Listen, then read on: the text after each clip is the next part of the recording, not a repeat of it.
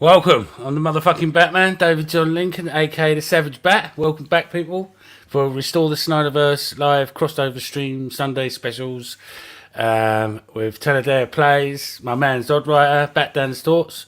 We may have a couple of more guests coming later, but not sure about that yet. And let's get the chat up and see who we got here.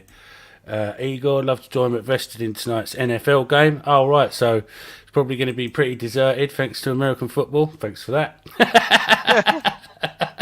Yeah, the good games are done now. Socks in the place. Back then, there you are. What up, Black Adam Week? Black Adam Week, yes. Yeah. Yeah. Even got my Justice League Yeah. to get ready for it. Yeah. Yeah. Dondero, the Bat Dude. Hello, everybody. Restore the Snyderverse. Nice to see you. That's cool, mate. On with the show. This is it. Yeah. And yeah, like I said, we might have some more guests dropping in later, but let's do this. So, after what we talked about, me and Zod and Retro Nerd Girl with here we go. Hey, woo, Black Adam, and I'm back in the house. Yeah, that's right, Black Adam. We're going to support Black Adam, but some more stuff. Like The Rock has come out. I'll play that clip again just in case people haven't seen it yet. I'm going to say that again. 6 years we first started talking about this, and they kept saying no. Now that leadership isn't there anymore, because we usher in a new era in the DC universe, and we usher out an old era in the field. Yeah, you can't really get more clearer than that. The Rock is blatantly taking the piss out of the old regime of Warner Brothers. Yeah. Yeah. Still not enough for people, though. No, you know what I mean? Oh, yeah. If you ask a certain big Snyder worshipping Twitter page, no, it's the same. It might as well be the same regime. Yeah, I know. And this is highly unfair because Warner Brothers Discovery have made huge efforts to please the Snyder fandom by bringing back Affleck. Oh, hey, we've got our first-time guest here, Byron Lafetti from ViralHair.com. How you doing, mate? Hey, how's it going? Can you hear me okay? Yeah, all good. Yeah, all good. We're just discussing about this, Black Adam is going to, support it, this Friday with Henry Cavill's return at the end. Obviously, everyone knows about. But there's been a kind of divide in the fandom. Well, not really a divide because it's a very small, people trying to boycott this movie. Because Warner Brothers, I was just saying, Warner Brothers Discovery have made massive efforts to please the Snyder fandom by bringing Affleck back and Henry Cavill back. Like what more indication do you need to realise that Henry Cavill is back? That he's at the end of Black Adam. After all this silly head cut off cameos in Shazam and all that, it's pretty clear. But yeah, we'll start with you, Byron, because this is your first appearance on the Savage Bat. What do you think about the whole thing? And are you going to go see Black Adam? Oh man, I'm more than happy to start out this way. Real quick, is my microphone okay? Yeah, Yeah, you're perfectly fine. Awesome, good. Sometimes it grabs the wrong audio stream. I've known Byron for a long time. He's a veteran of the fandom, and he's a great writer for ViralHair.com. And you're involved. What's that new thing? The American Critics Association as well. Yes, yeah, the Indie Critics of America is the new association I started. It's been growing a lot so far. It's I kind of expected it to start slow, and it actually kind of came out the gate running. I saw some sort of cool players, joining up to your cause. Obviously, I'm not American, so I can't join it, and I can't write for shit either. That's why I do. That's why I do YouTube. Yeah, and, we all got our lanes, It's Yeah, like, yeah. I wish that I could be a YouTube guy, so it's fun to be able to join these type of live streams because I can't do YouTube well at all. No. But man, It's hard. I just started myself. Oh, really? Yeah. So it takes getting used to. You have to go up. You have to think about what you say. And what's hard is that let's say you make one little mistake somewhere in the middle of your video. You have to redo the whole thing. So it is hard. So I understand. I understand it is the point I'm making. No, yeah, it's true because even like when I do like my podcasts and stuff, like I try and keep notes whenever I'm doing it of like any mistake that happens because I'm like otherwise I have to go back through, like listen to like 2 hours, to find that one little mistake. But yeah, I mean, with Black Adam coming out, I'm definitely gonna see it. I've been pretty excited about it ever since they announced it. Of course, cautiously because of the old brass at Warner Brothers. This is what we're getting to. Yeah. Oh yeah, I was because I love The Rock. I've always enjoyed his movies. They've always been fun. And so when they announced it, I was like, okay, this is gonna probably be pretty cool. I love Pierce Brosnan. As Dr. Fate is awesome. The name escapes me of the actor who's playing Hawkman, but I always thought he was cool too. And everything. But then when they announced like Henry Cavill coming back, I was like, oh, dreams are coming true finally. Yeah. After all this time, and like The Rock said in that clip, he's been fighting for 6 years to make this happen. That's incredible. And the old regime was saying no, and that includes Walter Hamada. He was taking a stab at him. That he was obviously included in that stab. But, what's happening is people are looking for an excuse to boycott Black Adam. And since today, it's Ray Fisher's posted another post saying, I'm not sure why I'm trending, but Walter Hamada still owes the Justice League investigation an apology, which they do, But what people are failing to realise that are kind of jumping on this as a reason to boycott Black Adam because, Ray Fisher did say, I won't support anything that Walter Hamada's done, involved with. But the thing is that the reasoning behind of what's happening at Warner Brothers Discovery and the reason that Walter Hamada is going to be out of a job next week, he's no longer going to be involved in any major capacity as like DC head or anything. So I really can't see Walter Hamada after being fired apologising to Ray Fisher or anyone really. So I just don't think that they're going to get what Ray Fisher's not going to get what he wants on that one. I think that the best thing for Ray is to get his job back. I agree. Yeah. Like I would love to see Ray Fisher come back. Cyborg was one of my favorite parts of Justice League. Same. When I say Justice League, I'm saying the Snyder cut. So I just want to make sure I'm clearing that up. But yeah, but I agree with you, David, that it's like, at a certain point, you kind of got to move on past it because, like you said, he's going to be out of a job. He's not going to be apologizing to anyone. No, why would he? I'd love it if he did apologise to Ray Fisher. But what Walter Hamada's proved over and over again, he's a villain. So what are the chances that he's going to do that, especially after he's lost his job? It's like I just really can't see that happening. I think the best justice. I gotta give credit to Ray Fisher sticking to his resolve. Yeah, respect. And what he wants this entire time, and all he's been asking for is a freaking apology. And you would think that if that was all it really would have taken, you would think Walter Hamada would have done it on some level because it's just words at the end of the day. He doesn't even have to mean it, really. No. Your mic's messing up a little bit. We got it, but your mic's still messing up a little bit, Zod. It's gone a bit crackly. Yeah. and what kind of worries me, a little bit, because like I said, I'm a huge Ray Fisher fan. Yes, and I've got my Cyborg T-shirt on today. Massive respect to Ray, always supported him, but I'm just trying to be real about this, No, yeah, because in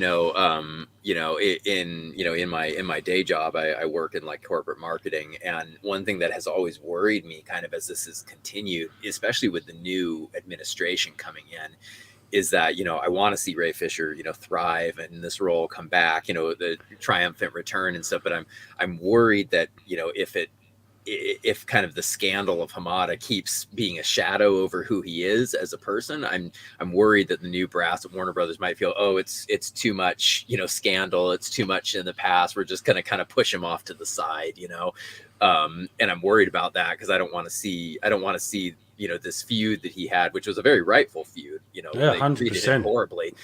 Yeah. I don't want to see them not include him again because they feel like, oh, it's just from the problems of the past, and so that's why I kind of hope that maybe that he can move forward from it and just be like, hey, let's start a new, as The Rock said, a new era of DC, Yeah. Yeah, and the boycott Black Adam thing is very short-sighted as well because, these movies have been altered by Warner Brothers Discovery. David Zaslav said we're going to make them better, right? Because they've so what that will mean is if they stick to this boycott narrative, it's going to have to mean boycotting Black Adam, Aquaman 2, The Flash, and Shazam 2 because they've all got Walter Hamada's name on them because he was there at the company at the time. But he's also got his name on, the Snyder Cut and things like that. So it's like where do you draw the line? And to be honest with you, with what was said with creative control and stuff, this seems more like a Rock production than a Walter Hamada production. I can't see The Rock taking orders from Walter Hamada. Especially after he just outed him on the internet. I feel like Walter Hamada is in name only. Yeah, it's just in name only. It's just a name. At the end of the day, his name is now going to be pushed aside from the release of Black Adam, and that is it. And the way I feel about Ray Fisher now is I don't think that he will get that apology. No. I think he should just focus on trying to come back as Cyborg and just try and focus on that solely. Because we want him back as Cyborg, and we want to see him in future projects. And what better justice than for Walter Hamada to lose his job and for Ray Fisher to get his job back? Fuck the apology. Just that's justice, I think. In my opinion, that's even better. Just my it's even better. That's my view of it anyway. Because it would have been a half-assed apology is the thing. At the end of the day, Walter Hamada would have said sorry, not really mean it, and would have repeated the situation again had he not gotten fired. I mean, me personally, I would much rather see my offender receive actual justice, lose their job, he's actually lost his job because of all this crap. That's better. I mean, I do kind of hope that Ray Fisher... I'm trying to be careful what I say because this is YouTube and the internet and people will take this clip and run with it, but I'll put it like this. I hope Ray Fisher counts his blessings once Hamada is fired and doesn't hold the new regime responsible for what the old regime did. No, and I think that goes the same for the Fandom as well. Once Hamada's gone, the only person hanging about that people don't really like after that is Jeff Johns. But he's a writer for DC Comics. I can't see him, going anywhere soon. He'll just be moved to another job, another title or something along them lines, because Jeff Johns had his chance and it didn't work. So there's no way he's coming back. No, David Zaslav does not accept failure. I'm pretty much Jeff Johns is going to be focusing on comics now anyway. Yeah, and that's best with and some television and things like that because that's where he's that's where he's best at really. He's totally fucked with the movies and we all know the Jeff Johns story anyway. Yeah. It doesn't need explaining. The movies under him and Hamada are terrible at the end of the day. No, it's true. And, it's like the boycott Black Adam thing just kind of drives me up a wall, because like, I could, I normally don't support boycotts, of films generally. I just kind of like, if you like it, go see it. If you don't go see it, Yeah, kind of same. attitude.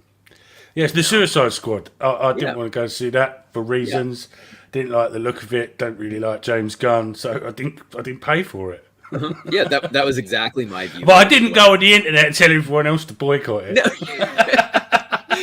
Exactly. Yeah. I'm glad if people liked it, and it was their jam, but it wasn't mine.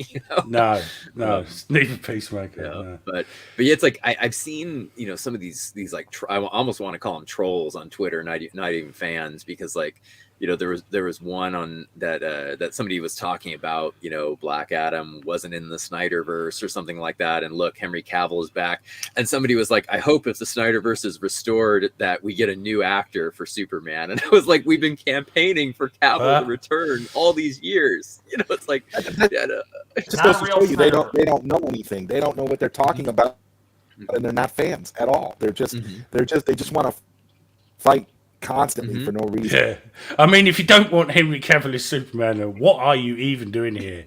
Do you even the Snyderverse? Not a real Snyderverse fan is the hashtag of those people. Yeah, definitely. And on Aquaman 2 as well, Warner Brothers Discovery made massive efforts to change the story, rewrite the movie. Ben Affleck's going to be in it as an indication that he will be the main DCEU Batman moving forward. Michael Keaton maybe be in it, I don't know, but Ben Affleck will be the main one. So like the fans of Batfleck really going to boycott a movie with Ben Affleck's sort of kind of official return.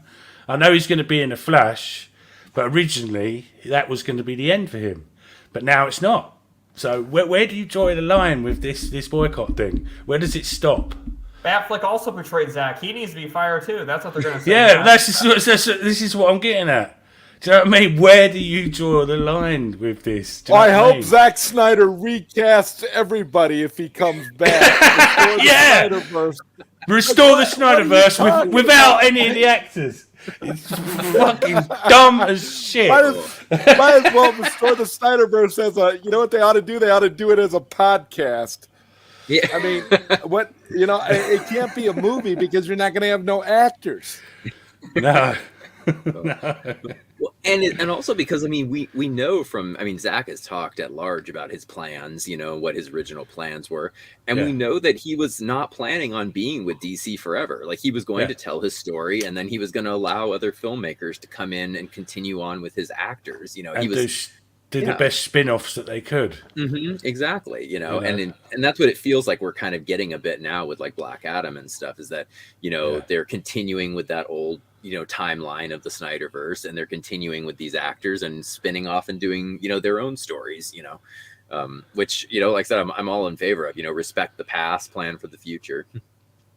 Yeah, definitely. Well, we said this before. The old storyboards were released for a reason, because Zack ain't using them anymore. He's going to use something else. Mm-hmm. Obviously, he wants to come back. He's always posting stuff on Vero, and so are his team and stuff. Like Clay Storm and things like that. So he wants to finish his arc. But what people aren't getting is it's a team player effort. Zack's going to have to incorporate, like say Black Adam, for instance. He's shown interest in that character. Wouldn't it be great to see Black Adam turn up in Zack Snyder's Justice League 2? Maybe save the Nightmare League from Superman, I said, was my little input into that. That'd be quite cool, because what other character's going to be able to stop Superman killing everyone at that end scene with Jared Leto and Ben Affleck and that? Because Superman could just take them all out with the with one blast. If you really cool wanted scene. To. That'd be awesome. Oh. I just can't think of many people that could stop him from doing that. Black Adam's one of them. Maybe Green Lantern or something like that. But No, that's very true, because especially in that scene, there's nobody super powered enough to. No one's there that's even in Superman's league. Flash could escape. That's basically it. Flash could just run away and. Yeah, Flash could escape, and but they would definitely all die. You know, if Superman wished it. It's true, and he's not in his right mind at that point, as we can clearly see. You know. Yeah. Well, Zack Snyder said something. I read this somewhere where the reason why he had Superman's motivation to fight Batman was that his mom was kidnapped, was because he wanted Superman somewhat held back, because if he wasn't, there wouldn't be a fight. Superman would win. That's whereas, as you're saying, here you have Superman unhinged, constrained by no morals. Yeah, well, there's nothing under the power of Darkseid. Yeah, after losing Lois Lane and all that, I'm sure that's obviously going to be a part of, the new stories, because it's a continuation of Zack Snyder's Justice League. But a lot of it's going to change, though, and I just think that we've got this exciting week coming up. Black Adam coming out on Friday. I think some people can go and see it Thursday. Some people have seen it already. Oh, I'm seeing it Thursday. Yeah, you're seeing it Thursday. I'm seeing it Friday. So I'm going to see it Friday as well. Yeah. I'm seeing it on Friday as well. Friday afternoon. Yeah. So I may also see it Friday too. We'll see. Like, I might just see it twice in a row. Yeah. Oh, I don't know. For all I know, it could be really shit.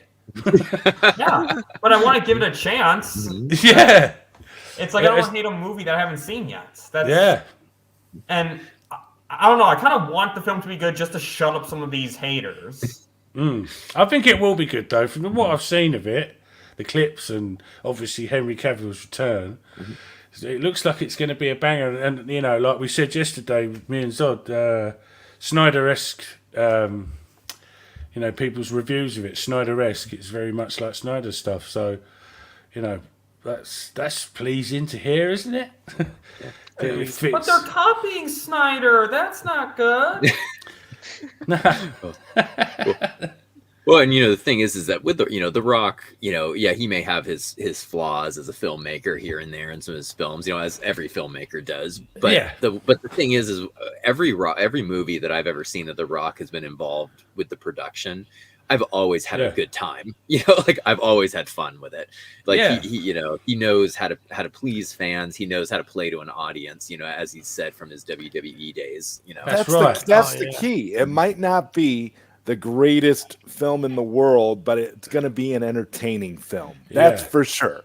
And that's really when you go to the movies, what do you want more than anything? You want to be entertained. So, I mean, I don't know. All this hate that The Rock is getting, I think is going to blow back in the faces of all the people that are talking all this crap, because I feel like at this point he is 100% instrumental in things moving forward in the way we want them to eventually.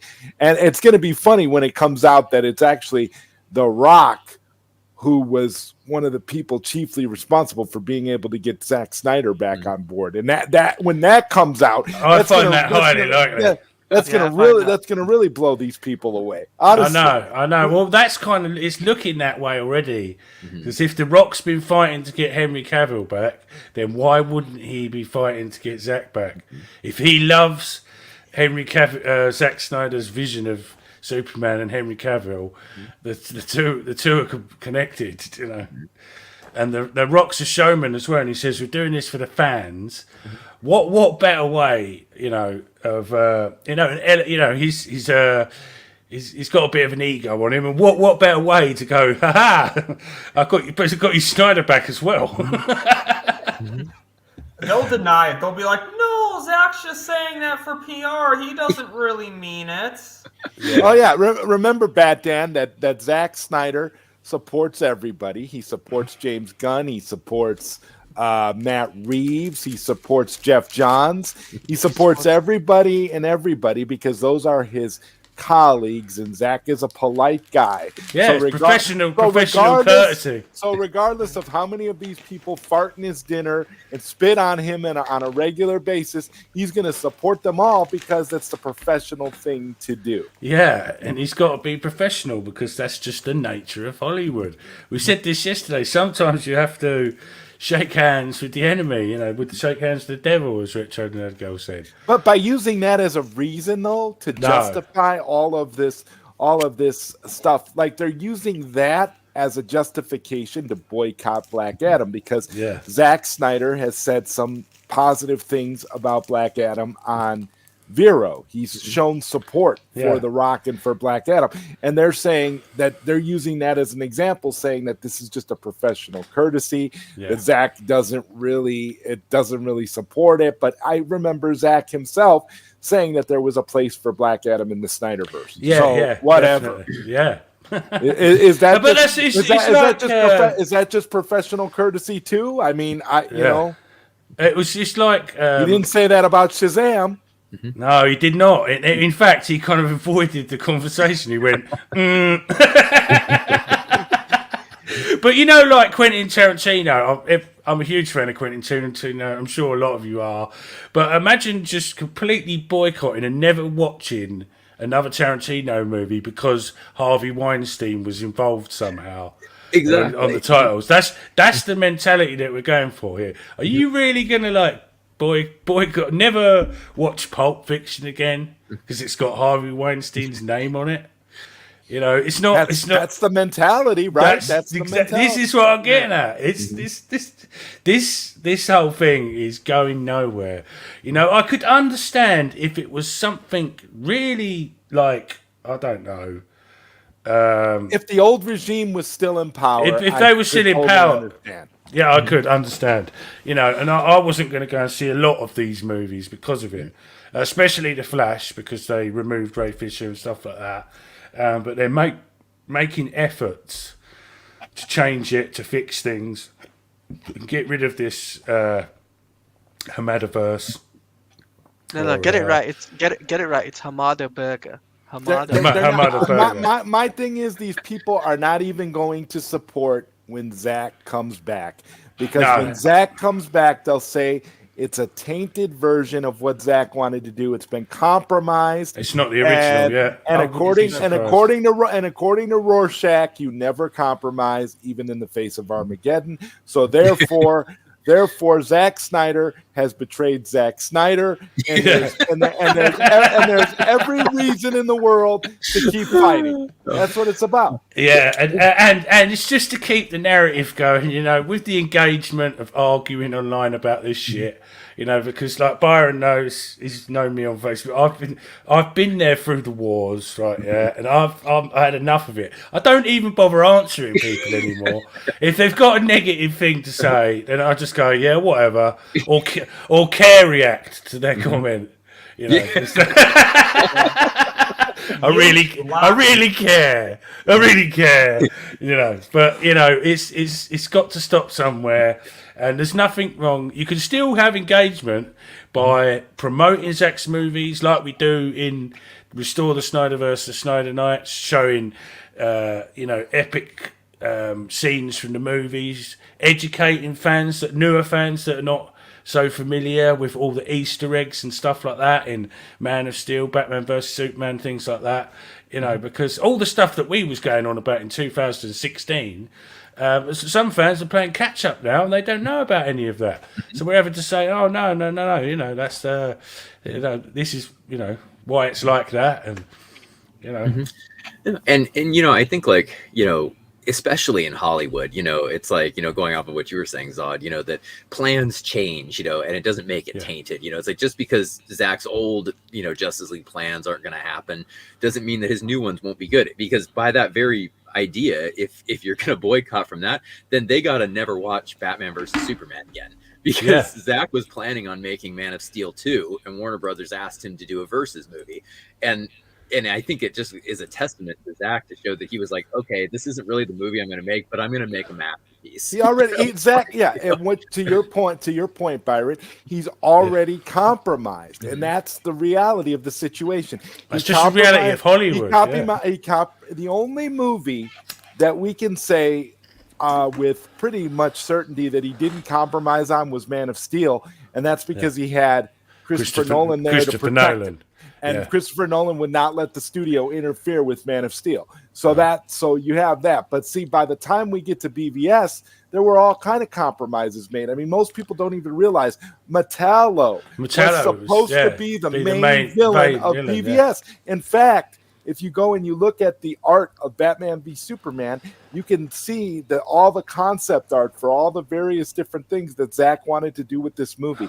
BVS was already compromised, and we know Zack Snyder's Justice League was compromised, so it makes no sense for these people to be boycotting, because if they're boycotting, then they should not want to see anything beyond Man of Steel, because Man of Steel what you're talking about, Sod, like Superman's statue, that was actually in the snow.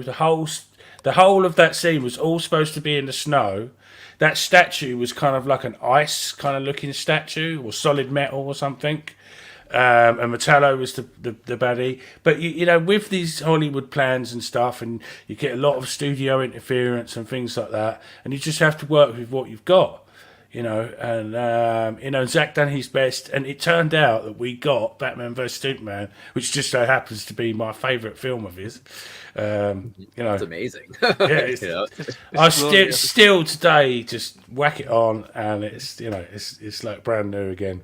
Mm-hmm. It's, I don't, you know, and the excitement of possibly getting more movies like that from Zack. You know, with Justice League 2 and 3, and whoever's going to do the Batfleck movie, you know, in that darker universe with more, depth. You know, it's just, you know, because of the clear difference between DC and Marvel movies. It's why Zack's got such a great following. It's because it's completely different. You know, and the old regime were trying to make it like Marvel. And it didn't work, you know.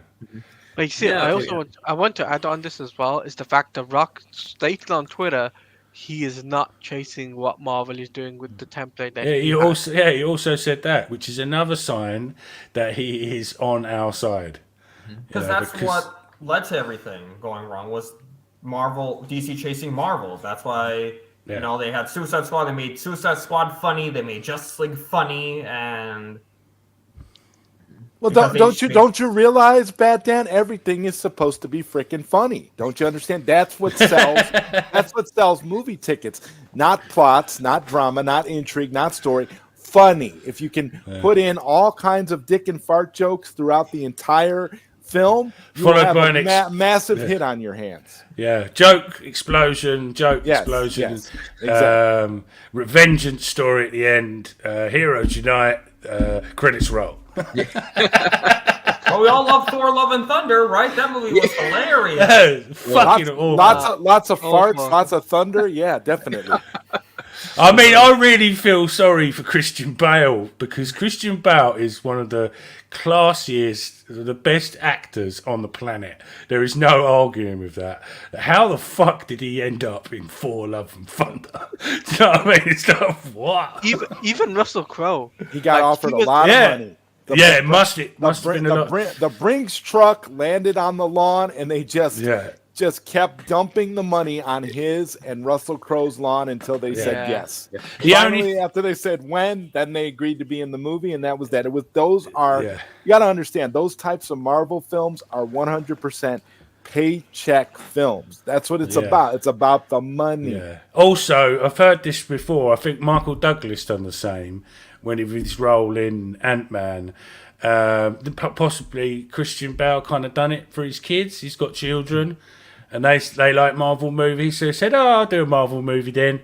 You know, but that's another possibility. Because actors do that, you know.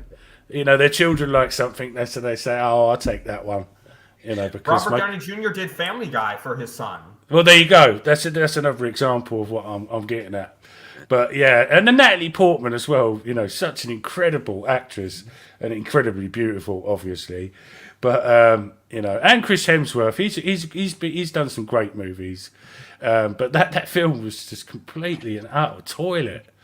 You know, it's like, you know, because it's like I say, like, you know, I'm a bit of a Taika fan. You know, like he's done some decent stuff in the past. So I was in like, the you past, know, but yeah, he's done a good episode of Star Wars. I hate that guy. As so do I. I dislike him. I wish he would stop directing films and just focus on like TV and things like that, because it'd be better off as a filmmaker. He just I don't know what he's going for. It's like he thinks he's being subversive, he thinks he's being edgy, and all he's doing is making an ass out of himself.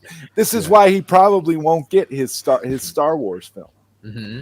I lost respect for him when he did that VFX, when he made fun of the VFX team in that in Thor: Love and Thunder. I lost all respect I had for him, because I'm like, that's just like your boss publicly making fun of your work, like. Oh, I didn't even see that, but that's kind of his attitude. But what happened was he done that vampire thing out. Is it Out of the? No, not Out of the Shadows. I can't remember what it was called. Some vampire show comedy, and it was quite good. But it's good television, and because of the popularity of that, he all of a sudden got the job to do for Ragnarok, and that's how he got his way into Hollywood. But it's, you know, the failures that he's shown he hasn't got the, you know, the minerals. And if I was Kevin Feige, I wouldn't be putting him in charge of doing another solo movie for the cinema. Or that Thor: Love and Thunder could have quite easily been chopped into 10 episodes. See, and that's because put on Disney Plus. That's because it was that bad. Savage. That's because Thor Ragnarok is an overrated hunk of crap, and basically people love that so much that's why he was able to be basically given free reign to do whatever he wanted with Fart and Thunder, and that's why we have that's why we have what we have right now. It's all because of that horrible Thor Ragnarok movie, honestly. Well, and it's like, what I don't understand too is that, like, you know, the dude is very clearly like a comedy director, you know. Yes, absolutely. And why have they given him the three most dramatic Thor stories? Ragnarok, Natalie Portman's story of Jane, her cancer story, bit of Planet Hulk in there as well. Yeah, Planet Hulk. Like, these are all very dramatic, serious Thor stories that they turned into a joke, when it's like, okay, if you want to give him a comedic story, give him like Beta Ray Bill and Thor off doing something in the universe. Like, there's plenty of comedic Thor that, you know, I'm going to be honest with you. I could see him doing like a She-Hulk movie, especially I think that would suit him. In the current, you know, with the current type of She-Hulk stuff that they're doing now, and all these other. I'm just going to have to say, I really, really like She-Hulk. She-Hulk is good. Like, I think it's really funny. But I've been watching it with my little brother. I've been really enjoying it. It's funny and it's enjoyable, and it's the kind of stuff that, terrible CGI, but it's I didn't like the finale so much. That was the only part of She-Hulk I wasn't really a huge fan of. I haven't gotten there yet. I'm behind, bad. Oh well, no spoilers then, because that was quite that was very weird, but it was cool though. It was cool. Let's just say they went a little overboard with the fourth wall for me. That's, I think. Oh really? Yeah. Oh, you mean like how everybody was complaining a couple weeks back about She-Hulk making Doomcock the main villain? I honestly, it's just, to me, I don't know. I think She-Hulk is hilarious. Actually. Yeah, so do I. And in the last episode, just tiny spoiler, it comes up the Savage She-Hulk. So I was like, "Ray, Savage back, Savage She-Hulk, one of a kind." We've got something. A shout out to you, of course. Yes, that's obviously a shout out to me.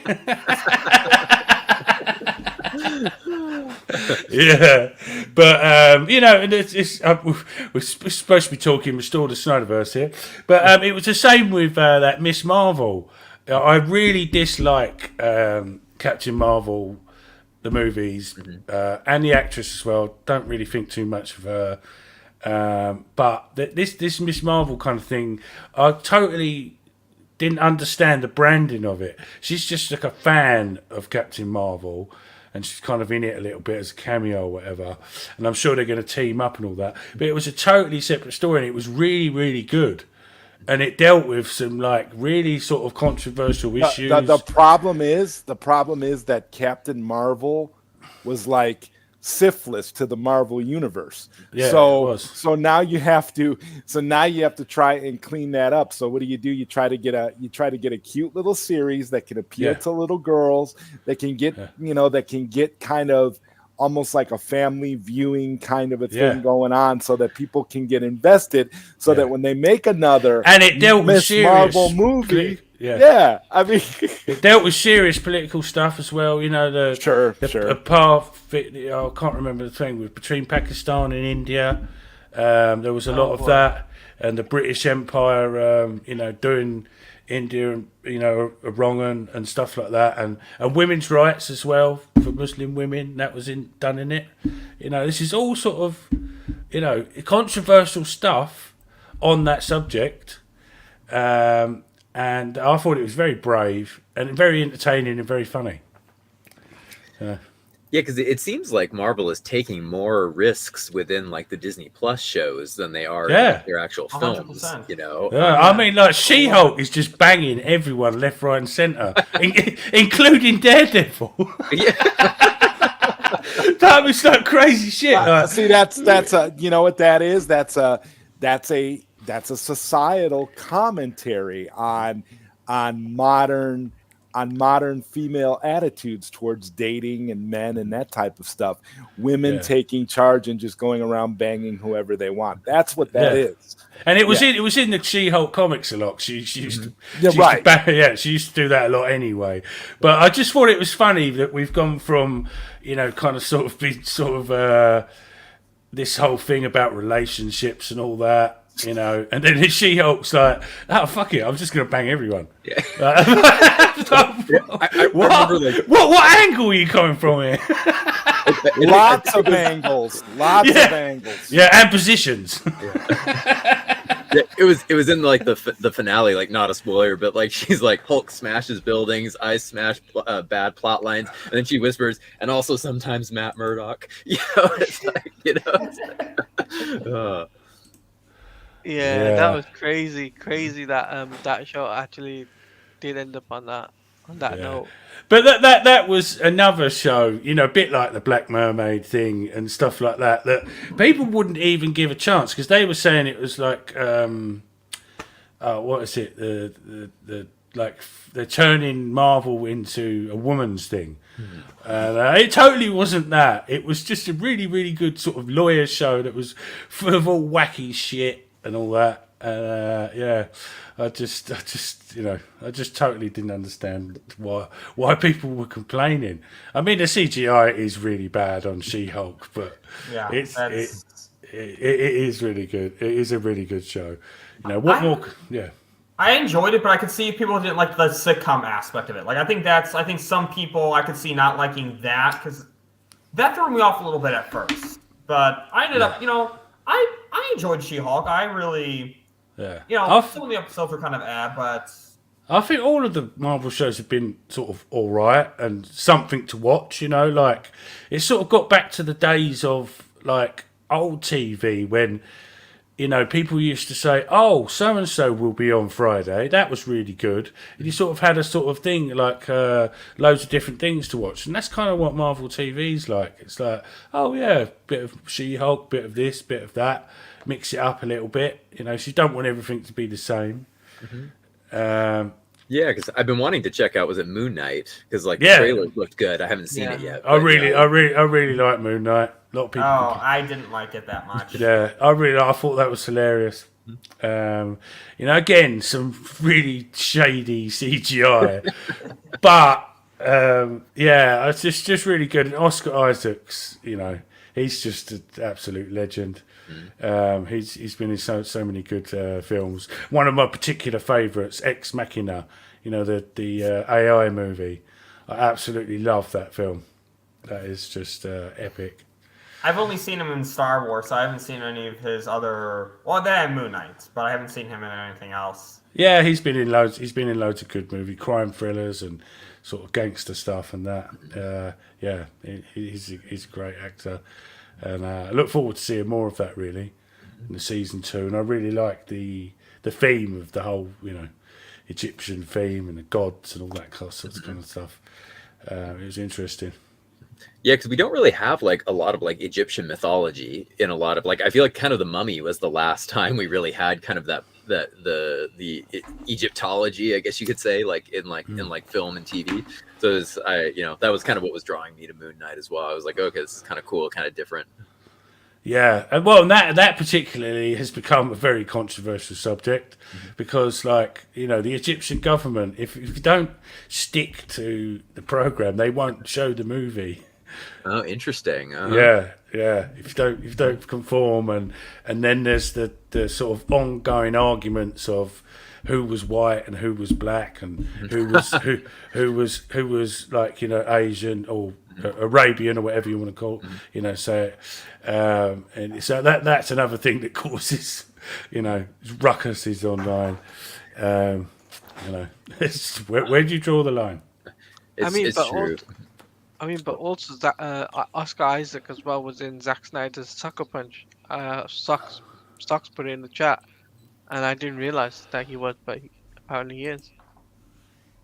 Yeah, shit, I got totally behind with the chat. We got totally carried away there. I'm like, what? Marvel, Little Mermaid, yeah, that's what. Yeah, Little Mermaid talk. We got all of those little bits in there. Right, let's do a little bit of a rewind here. I just totally got carried away with talking about fucking She-Hulk. Supposed to restore the Snyderverse channel. Yeah. Bye clown table. Affleck is back. I doubt he'd be coming back without Zack Snyder. Yeah, we've always said that. Affleck will be back for Zack. That was the thing that was going around at the time. As far as I'm Robert Kenneth, Church of Snyder. The Snyderverse is already restored. Charles Austin. We don't have to. We don't really have to. Yeah, The Rock is definitely trying to keep things Snyder DC orientated at the very least. He seems to respect most of the canon. Yeah, definitely. Looks like bye Hamada Burgers. Yeah, these movies are being changed as we speak. Obviously Black Adam's coming out next week, but the reason these movies have been pushed back is for financial reasons and the fact that they're reshooting a lot of them. Massive reshoots. Hell yeah, bring back Ray Fisher's Cyborg. 100%, that's what we all want, but I don't think boycotting everything is going to help that. Not at this point. I think no way is it going to help boycotting Black Adam. Well, you know what it is. When it's going to help Ray. When things are going to change. It's not going to help Ray at all. Savage bet. This is when things are going to change. When Cyborg surprisingly shows up in The Flash, that's going to shock people. Oh, they can't make that a surprise. They have to announce that in advance because that's gonna. Because we don't. It would be so great as a spit in the face to Hamada and the old regime. We all want that. Well, and also a spit in the face to all these people who keep trying to use Ray Fisher as their crutch for attacking the new regime. Yeah. Yeah, it seems like Hamada was involved in name only Black Adam. I said that. Really, The Rock's going to take any input from Hamada? I don't think so.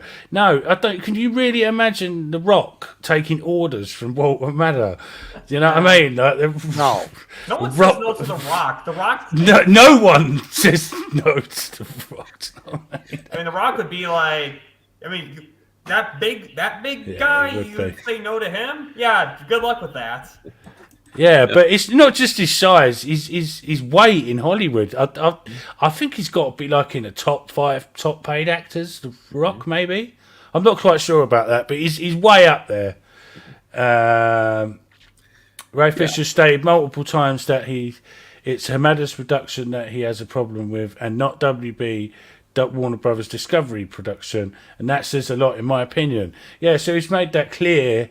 That it's Hamada he's got the issue with, These people aren't really listening to Ray Fisher. They're just using him as a shield and just trying to surface level everything. Yeah. And I understand why people are annoyed, and you've got your opinions and stuff. And I'm sure a lot of people are going to agree or disagree with this stream, but I really don't think that boycotting the upcoming WBD movies is going to help Ray Fisher in any way. Ray's going to be back. If David Zaslav and Rock and the people that are in charge now and calling the shots are saying we're doing it for the fans, then they must know that we want Ray Fisher back. They're not stupid. Well, yeah, because I always said that that Warner Brothers, if they would have played their cards right, that with the Cyborg movie, they could have had their own version of Black Panther. It could have been their own. Had it before Black Panther. Exactly. Mm-hmm. Johns is a great comic book writer. When it comes to movies, he's a great comic book writer. That's it. And he has done some great comic books. Sil Abdul made a good comparison the other day that Jeff Johns made Thomas Wayne, one of my favourite DC characters that we're hoping to see in the future of the Snyderverse. Fingers crossed. Jeffrey Dean Morgan. Yeah, so are you going to or Michael Keaton, depending on who you talk to. Yeah, so you're going to boycott it because Jeff Johns wrote that character? I mean, he's heavily wrote Green Lantern. You're going to boycott the Green Lantern movies? Come on. Well, you got to draw the line somewhere. Joss Whedon wrote Toy Story. We need to boycott Toy Story now. Yeah, boycott Toy Story, Yeah, boycott Quentin Tarantino. Boycott Smallville because it has Allison Mack in it. Yeah, boycott Smallville. Yeah, that's it. Somebody save Smallville. The only credit that I will give to Jeff Johns in the DCEU was that he forced James Wan to include Manta in Aquaman, and I have to admit I did enjoy Black Manta in Aquaman. I really liked his inclusion in that. So that's the only credit that I will give to Jeff Johns. Of I am glad that character made it into that film. I don't know. I still wonder if that, because it was just so brief. I'm one of those people. It's give the character a big role in the movie or don't. I don't know. I feel like they maybe didn't. Well, be careful, Batman. Be careful. They're not giving. Superman does not have a big role in Black Adam. Be careful. Okay, what fine, you say. Yeah, I know it's the internet, right? You gotta be careful how I word something, or else people will clip it and post it on the YouTube. Bat Dan is betraying Bat Dan. I mean, I gave Super Pets a good review in my newest video today. I gave it a 9.1, and I guess I betrayed. Zach betrayed Zach. A lot of boycotts I've noticed are people that jumped on the Snyder Cut movement in the last year before we got it, they just joined to be entitled winners. Mm-hmm. I've noticed a lot of that myself, especially from the bigger pages. There's one particular page from Mexico that is really on boycott everything. And they was only saying, I think 2 weeks ago, so I screenshotted it, saying that Henry Cavill is not in Black Adam. They said that. They said Henry Cavill's not in Black Adam. They said Ben Affleck is not coming back. He's not coming back. Zack Snyder's not coming back. Yeah. It's over. Basically, that's what they're. It's over. And what I mean? It's Hey, Neo Marcus, how's it going, mate? But yeah, it's getting ridiculous. The only Snyder fans just being hateful to the new regime and hold them accountable for something the Clown Table did. It's pathetic. Yeah, I mean, it's say you got two clones of the same person, and one happens to be a murderer, and the other one is like a Jedi Knight. But you blame the Jedi Knight for the other clone's murders. That's kind of. I feel like it's even simpler than that, Savage Bandit. I say this every show, but I mean, I got to keep giving credit to Skywalker for this. Oh yeah, about the girlfriend thing. I think it's the best analogy ever. It's like blaming your new girlfriend for the issues you had with your old girlfriend. Yeah, that's exactly it. It's ridiculous. It's like, move on. You know, and the same attitude. If your old girlfriends and things didn't work out, you know, you have to move on and learn from the mistakes of that relationship. And I think that, you know, the same applies to you know, the new regime. You know, we've learned from, you know, the shit, one after the other shit mistakes that the old regime have made over the years. And so is David Zaslav. That's why he's come in to clean out this company and make it into a profitable company and a popular company that the fans like and are not fighting over. They're just going to the cinema, paying for the tickets, and you know how it should be. Good entertainment. You know. Yeah, a lot of the ones doing the boycott, I don't even remember them hashtagging or campaigning out for the Snyder Cut, not until late 2019 or early 2020. That's right, yeah. Mm-hmm. I mean, you know, it was the release of the Snyder Cut thing was like very shortly after the release of Justice League. You know, we was posting on Twitter and on Facebook, you know, we want to see Zack's version of the movie. Yeah, there's some. I've had some dealings with some Restore the Snyderverse pages that have, you know, just have got no clue even about the movies themselves. You know, you question them on stuff and they don't even know about the movies. I don't even know what they're doing here. They're just using the Restore the Snyderverse hashtag for clout and likes, I think.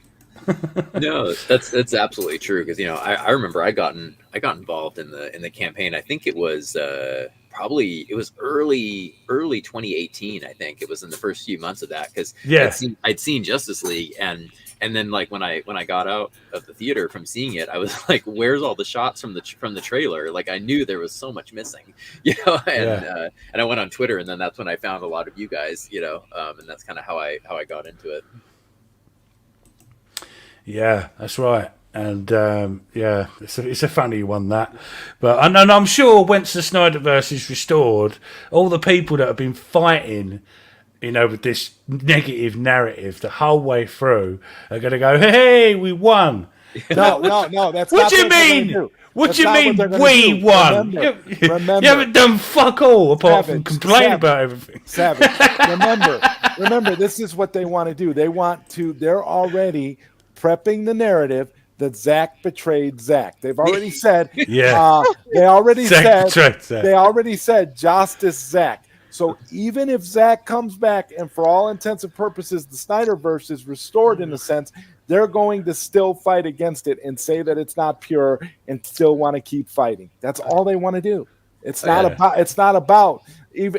about the Snyderverse. These guys honestly don't even know what they're fighting for anymore. They're just fighting for the sake of it. Yeah, like they're claiming that, you know, Superman and Black Adam not having the black suit is a betrayal. I'm like, did you forget that he didn't have the black suit in Man of Steel and BVS? You know, it's like... And also, we got to remember, after just, you know, in the comics, he only had it for up to a certain point. Right, it's for regenerative purposes only. Yeah, it was just basically a solar panel suit. And in Zack Snyder's Justice League, they show on a Kryptonian ship there's multiple suits, so Superman can change his suit anytime he likes. And in the Nightmare Vision, for all we know, he only put on the black suit in the beginning because he tried to get extra powerful to save Lois. That could have been the very reason he wore the black suit. I mean, in this new story. I know in the original story, Zack did say the suit changing was a big deal, but in this new story, maybe it won't be as much. Yeah, I just want good DC movies. If Zack Snyder comes back, that'd be great. But I welcome other quality directors too. Yeah, as well as Zack. Do you know what I mean? Because you know Zack can't direct everything. You know, the only movies there for him to direct, honestly, are Zack Snyder's Justice League 2 and 3. Yeah. His story. Yeah. Quite frankly, the way some of these people are acting, I really want him to direct Man of Steel 2, or I'm sorry, Superman 2024. Right, because these people are not celebrating his other movies either, like Rebel Moon or Army of the Dead. They don't care about none of his other stuff. All they want to do is nitpick and complain about what DC is doing. Yes, it's all baloney. Mm-hmm. Yeah, exactly. That's why Zach can't come back now. He's filming Rebel Moon. Ray Fisher can't come back right now because he's filming Rebel Moon. That's why. Well, and he's doing some stage production as well. I can't remember the name of it now, but he's doing very well for himself. Ray Fisher. He's in Rebel Moon, which is, I think, aren't they filming Rebel Moon 1 and 2 back to back? Yeah. So this is big stuff. When everyone was saying, "Oh, you don't," Ray ain't coming back to Hollywood. He's messed with the wrong executives. Well, look how that worked out. Do you know what I mean? He's back. No, because that's absolutely true. Because that's what I've told some people too. I said, Zach is so busy over at Netflix. Like, he has 3 films in production, 2 TV shows in production. It's like he has to finish those contracted projects before he'd even be able to consider coming back. And even then, I'm sure if Rebel Moon is going to be the hit that I'm expecting it to be, Netflix is going to want even more projects from him. So. Yeah, we've got the Army of the Dead franchise as well. Planet of the Dead. Planet of the Dead and the animated thing as well. And Twilight of the Gods. I'm not sure what's going on with that. But yeah. Because people forget that Army of the Dead was at one point in like the top 10 Netflix of all time, views. It was huge. I hope Patty Jenkins doesn't come back for Wonder Woman 3. Well, we don't need to see her raping another guy, right? I think everyone's a little bit worried about Patty Jenkins. I think it'd be great with Patty Jenkins if she was working with someone else who was really good, like she did on Wonder Woman 1. Zach was, helping her out, and Yeah, definitely. I hope Wonder Woman 3 goes back. Yeah, the MCU. That's what I meant about She-Hulk. That's what people was calling it, the MCU. And I thought, what? What the hell? There's been female characters in Marvel since the fucking beginning. What are you talking about? Yeah, I really like Moon Knight. Yeah, that's great. I saw the signal. What's going on? The Batman. How you doing? Oh, we've got some. We got rid of the bots. Oh, have you already done that? Yeah, the bots. Oh, you got rid of that. StreamYard. It doesn't delete the comments from StreamYard, even if you delete them from YouTube. How's it going, John Wonder, John King's Ink Graphics? Yeah. Well, you know what I want them to do for Black Adam 2? They should incorporate Ray Fisher in that movie. Yeah. Like, have it be like Black Adam fighting Superman and Cyborg. We've got Supersonic artist in the chat, Nolan Forrest from Dreamwalker. The Rock is the most followed actor on Instagram with 339 million followers. He is number 4 in general. Cavill has 21.9 million. We need that 300 million strength to form the new DCEU plus Snyderverse DNA. That's exactly what I'm saying. You need that power. The tank, the Rock. And he's a fan of the Snyderverse. You know what I mean? I don't understand why people have got an issue with him. And it's just because I remember he didn't come out and say that he liked the Snyder cut. I feel like that happened. Maybe I'm imagining it. So many people came out and said they liked the Snyder cut. Yeah, it's hard to keep track. Yeah, because I'm pretty sure that he was all in favor of that. Yeah, he was. Yeah. On a business perspective, WBD will use that 300 million to influence and speed up the DCU Snyderverse regeneration. Yeah, and rightly so, because the Rock is huge. It makes total sense. Because I've always said that, like, David Zaslav, he's a stone cold businessman. Yeah, he's just gangster. He does not muck around. I mean, like, axing Batgirl, 100 million. He was like, "This is fucking trash. Goodbye." In the trash. And that obviously upset a lot of people. Felt sorry for the cast a little bit and that. But do we really want crap products? No, we don't. Do you know what I'm saying? But they wanted Zaslav to do that for these 4 theatrical films too. It seems like they think just because he canceled one HBO Max budget film that he was going to cancel one theatrical. Pete, Windy Pete, you the man. He's a good friend of mine from the Facebook. Zack Snyder is eating good at Netflix. I can't wait for Rebel Moon. Rebel Moon is going to be fucking epic. It's the comment the other day from Zack on Vero to someone's post was Rebel Moon is going to be a war film. So that's going to be great. And the script was originally supposed to be for Disney to make a Star Wars film out of it, and they turned it down. So he's remade it into this Netflix project. It's going to be Rebel Moon. So you can just imagine, Star Wars, Zack Snyder mixed together.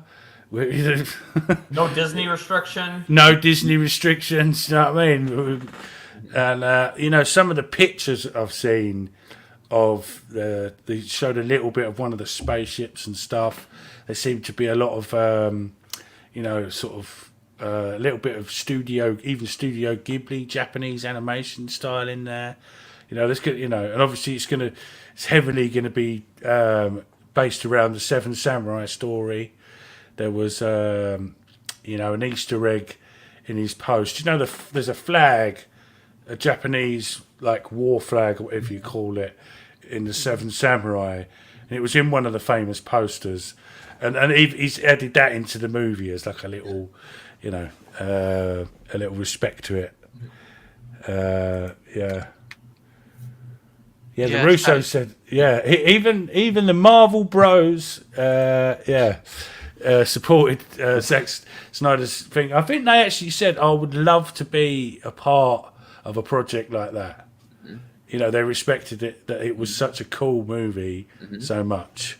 Because a lot of directors, they support director vision. Yeah, I mean, even James Gunn on Twitter when Suicide Squad was coming out, even said that he hoped that the Ayer cut would be released. Because it's not healthy for directors to support films that are restricting them. Because then it just spreads and happens to everybody. Yeah, and then you get movies made by committees, which is Studio Squad. Yeah, Studio. Better yet, made by clowns. Yeah, that's right. But at the end of the day, we want good quality products, and we're going to get that with Rebel Moon and all these Army of the Dead projects, Warner Brothers upcoming movies that they're adjusting, to fit the Snyderverse, and then ultimately Zack Snyder's return. I mean, I don't see at this point how anyone can't see that that's the path that they're taking. It's so obvious. Yeah, because Zaslav has even said basically he wants spectacle. He wants like these big budget, huge, epic films, and it's like you can't really get more epic than the Dark Side saga. It's like and I can't imagine that Zaslav wouldn't have seen the Snyder Cut and liked the direction it was going in, because that's exactly what he wants to be in theaters, is those type of films. He doesn't want films like Birds of Prey. He wants these big bombastic type movies like Black Adam. And what better way to have like you said about the Trinity, like things like shock and awe. Zack Snyder on the title of Justice League 2, starring Ben Affleck, Henry Cavill, Gal Gadot, all these new people. Dwayne Johnson could be in it.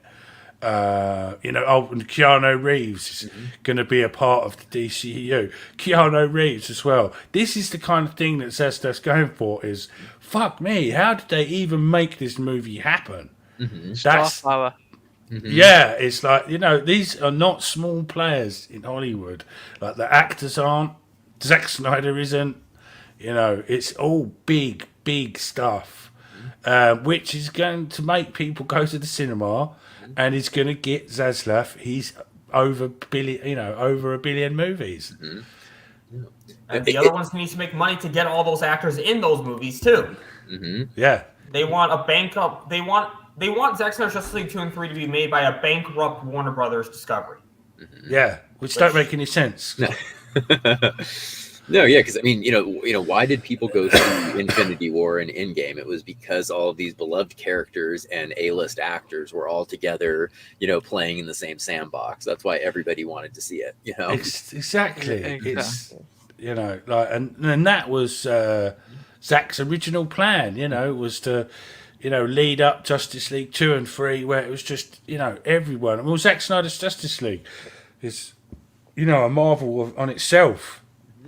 With such incredible actors and all that, and it's such a shame what happened with Justice League and stuff like that. But we got what we wanted eventually.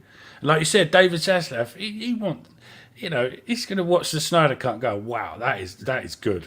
That's what I want on the big screen now." Zaslav knows the Snyder Cut is great. That's why he's doing all of this. Yeah, he knows it is great. Yeah, it's as simple as that. It's like, I want more of this.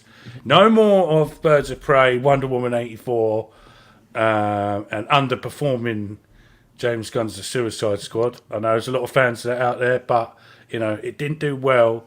And it's it's just, But he doesn't want that. He wants this big thing. I'm sure James Gunn's still going to be involved with DC projects, but just not on the bigger scale.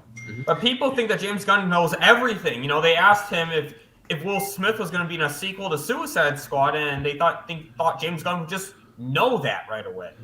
Yeah, and he said no. That was in response to Mikey's scoop, wasn't it?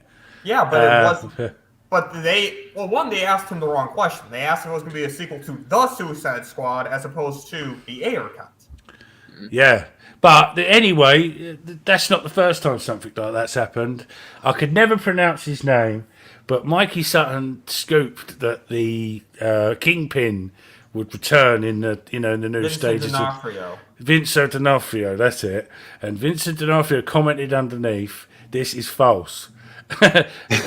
Right? So that was not the first time people have got it wrong. That are big in Hollywood, and haven't been told about certain things. Well, look at what's his name, Spider-Man, Tom Holland. Tom Holland is actually banned from even reading the real script because he can't keep his mouth shut. They won't let him. They give him a completely different script. Honestly, I didn't know that. Yeah, they don't give like they did with Star Wars back in the day with the "I am your father" thing. Only a few people knew about that. I think it was Mark Hamill knew about it, but the actual when they filmed it, it was Obi-Wan was your father. Right, and then they edited the "I am your father" thing into afterwards, and that's what happens at Marvel now. Because Mark Ruffalo's just as bad as well. He's been banished because he keeps coming out with shit on Twitter and ruining stuff. Kevin Feige's like, "Oh, well, that's it now." On the next film, you won't get told about anything because you can't keep your mouth shut. Yeah. Once Zack Snyder liking something on Vero meant a lot, but apparently Zack liking Vero's "Let's Rock" for Black Adam means nothing new. Yeah, it's like you can't have it both ways. It was important that Zack Snyder liked stuff because he wouldn't just like stuff for no reason, and they're even ignoring that.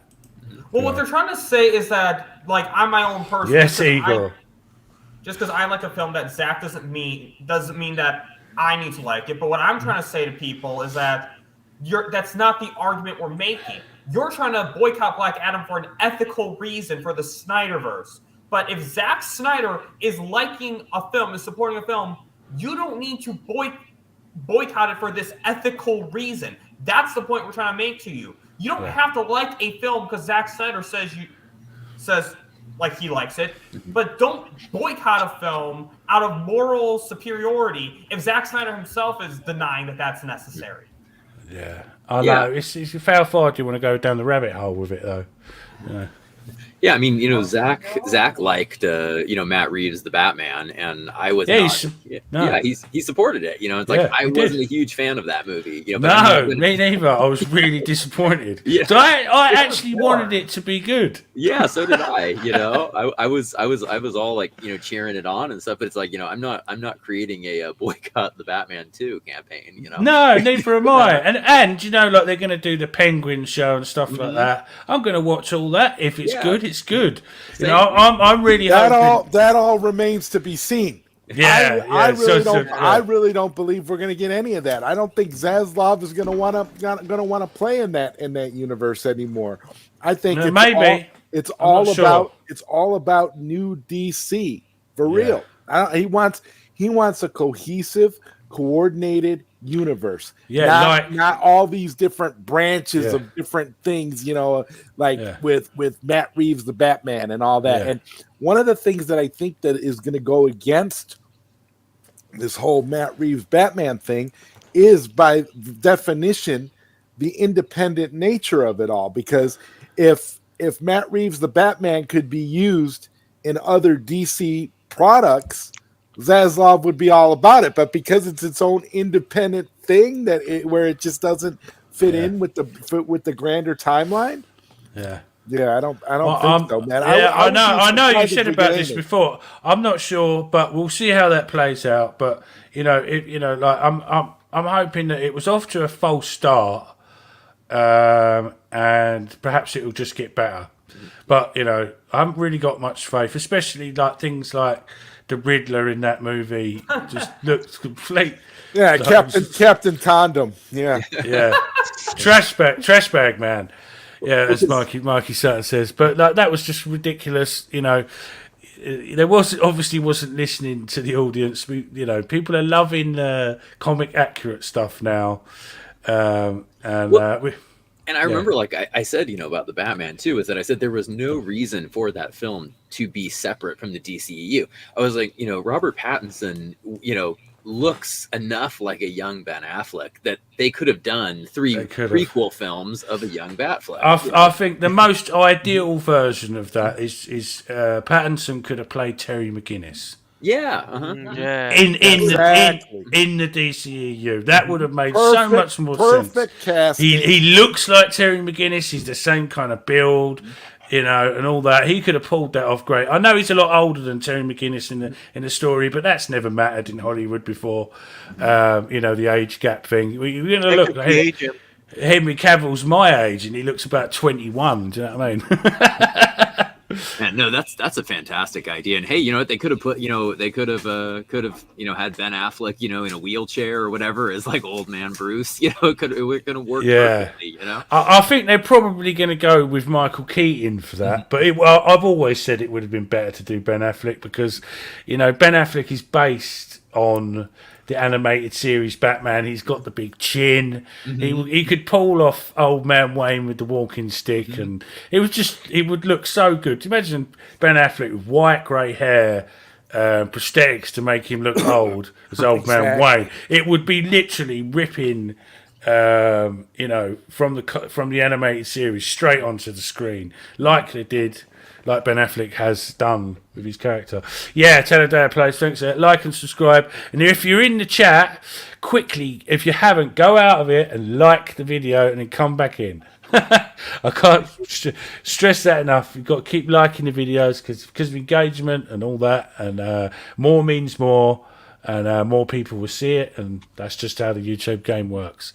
And that's also, guys, if you're watching this on the replay crew, make sure you guys do like it and share the video on Twitter. Yeah, it's very important to do that because that's how you build up stuff. It's not about flexing your muscles, who's got the biggest likes and all that. It's just engagement. It's just how YouTube works, the algorithm. So that'd be great. That could help. Final Crisis comic storyline has many deity characters we haven't seen in the Snyderverse, and Zach teased it. Now WBD is expanding the DCU with new characters. Yeah, exactly. Like the JSA and things like that. First ever time live action on the big screen, the Justice Society of America. And I don't think that's getting enough hype in and of itself. No, neither do I. Getting. I've literally got my old. I've got my old JSA comics down there in that cupboard. I've got a few left over because I got rid of most of my books because I plan on buying omnibus versions. Yeah, that's a smart way to go.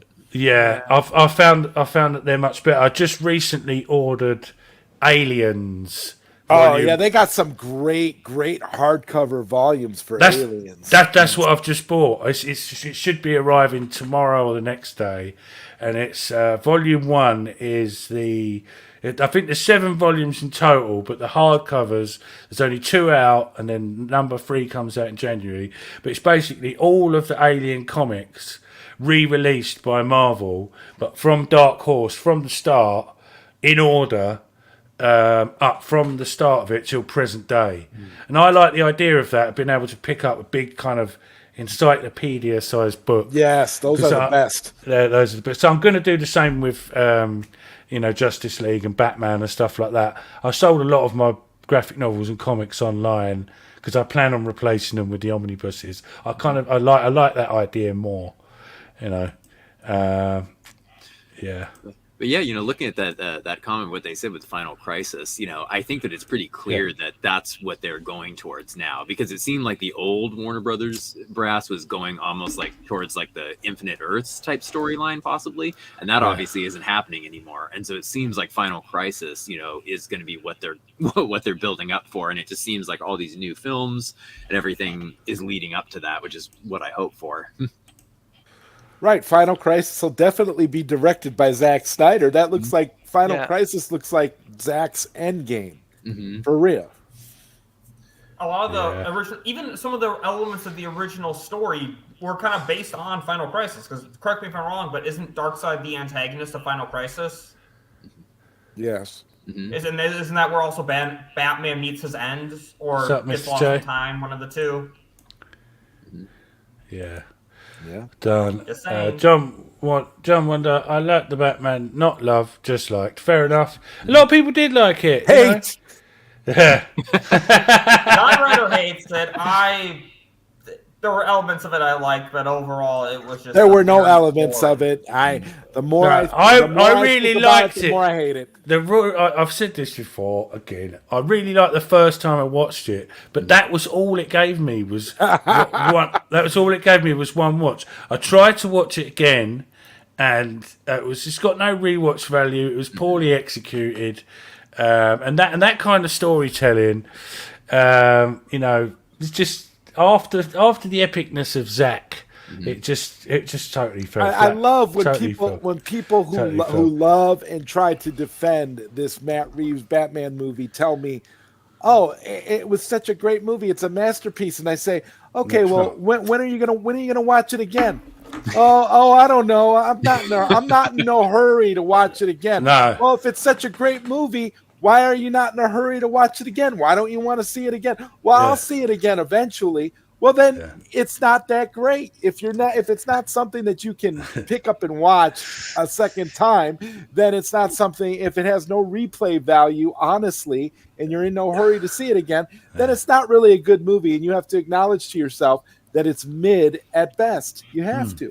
I mean, what are these? Yeah, like John was saying, it's like he liked it but not loved it. It was mid. Alan Beck is the Nat Man. Was the Nat Man, yeah.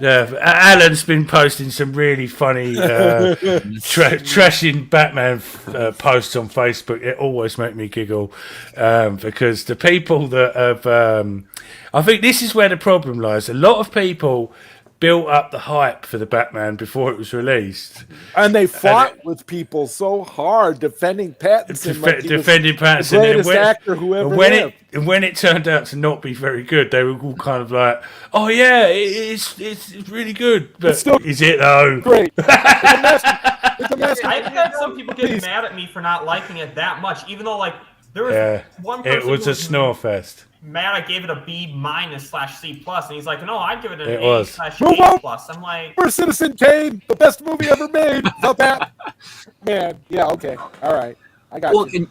And what I said to a lot of people about it was that I said it was hard for me to get to like it when I saw it because it felt like I'd seen so much of that before already. I was like, there's a lot of Nolan in there. Yeah, exactly. And I was like, They were gonna out Nolan. I remember. They didn't. They just copied it. My favorite was, "Oh, it's better than The Dark Knight." Oh, okay, all right. Really? Yeah, better than The Dark Knight. That's why you can't watch it more than once because it's better than The Dark Knight, right? Yeah. It's so good that you can only see it once. One time. It's too much. It's too much for the senses. Yeah. Venkat, I'm on the same page as you. BVS UE is my number one. Nothing would change that. I rate it above Zack Snyder's Justice League. I'm sorry that but that's just my just my opinion. Are interchangeable, in my opinion, between Man. Yeah, I love all three of Zack's trilogy. I'm just saying, now he colours to the mast. BVS UE is my favourite, and that's the end of it. Well, maybe I've watched Justice League 2. I'll do it. I've watched Batman and Robin multiple times. It's a terrible movie, but entertainingly bad. The Natman is just boring. Well, Batman and Robin's a good example because Batman and Robin is really colourful and really stupid. It's a masterpiece. But it's got them stupid lines from Arnold Schwarzenegger that are fucking iconic. What killed the dinosaurs? The Ice Age and all that. But it's a great film to just put on, say if you're drinking or something, you don't have to really pay attention to it. But it has got more rewatch value than Robert Pattinson's Batman. Well, we have even though how bad it really is, it has got more rewatch value. We have Batman and Robin. I've seen Batman. I've seen Batman and Robin several times. I love that. So have I. Over the years, just put, like I said, if you've got a few people over, put something on in the background for a laugh. It's one of them. If it wasn't for the Batman and Robin, or gone. Yeah, it took Mikey Sutton months to finish watching the Batman. No, it's that bad. No, oh, yeah, I actually got the message before Mikey announced that he'd watched it, saying don't tell anyone because I want to announce it on thingy. And oh my god, it was hilarious. He was like, oh my god, it really, really is that bad. I was absolutely pissing myself laughing because Mikey's the man with things like that. He doesn't muck about. I don't even know who hates it more, Mikey Sutton or Zod Writer. I think it's pretty even between how much you two hate it. It's even Stevens, I think. Pattinson as Mr. Vengeance was just boring, money, emo, twerp. And I thought Pattinson himself did a good job. I think he was directed wrong by Matt Reeves. I blame any issues I have with Robert Pattinson's portrayal. I blame Matt Reeves more than I do Pattinson. I don't know because Matt Reeves wanted Pattinson to bulk up, and he didn't want to bulk up for the role. So you kind of can't blame the director for that. Honestly, was that true? I thought that studio, was a trolling thing. No, that was true, and the studio. And remember, guys, the studio forced Robert Pattinson on Matt Reeves. Matt Reeves wanted Nicholas Hoult for Batman. Just saying. Yeah. And I say this, but I have to be careful because I don't want to upset, the Reeves fanboys. But I'm not the biggest Reeves fan. But what I feel like with a lot of his films is I feel like he comes to the table and he's like, I have this magnificent new idea. It's going to change cinema. And they're like, they've already done this 10 times before. He reinvents the wheel and it's like, and then tries to introduce it to people as this new product, It's funny, as we're speaking about Mikey Sutton and the Batman, he's messaging me on Facebook. That's what that binging is. He's not around today because he's got a family reunion, but he's always making me laugh about stuff. And we've got some great projects coming up, on my channel. Mikey's really, I just can't thank Mikey enough for the Mikey verse and Sil Abdul, Mikey's a great guy.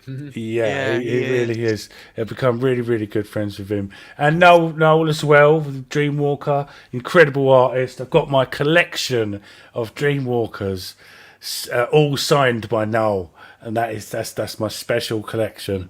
You have to get Mikey to sign them one day as well. And then you got to frame it. Yeah, well, I'm gonna. I've got that Dreamwalker. Oh, yeah. I've got that Dreamwalker poster there, signed by Noel as well. But I've got another 3 of the same poster, so I'm going to make a sort of one big poster out of the lot for a bit of Dreamwalker, bit of advertising for Dreamwalker in the background there in the Hall of Fame. Yeah, that movie is not a Batman movie; it's a detective movie where the antagonist won. To add, it's a shady creation in terms of script copyrights. Yeah, that's right. The guy, they stole his script. I don't think it wasn't. The Wozman, yeah. It wasn't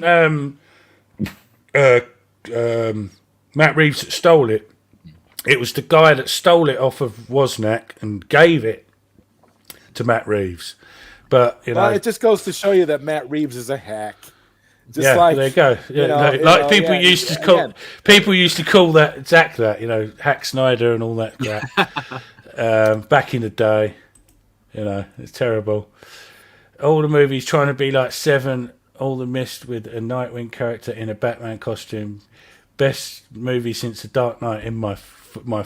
Yeah, well that quote Byron knows about this best movie since The Dark Knight joke that we've been going on about this for years, because every time a fucking superhero movie comes out, it's these morons put it's the best movie since The Dark Knight. It's like, come on, the Suicide Squad. It's better than The Dark Knight. It's an ongoing joke, and the funny thing is people have got no idea how fucking ridiculous they sound when they say it.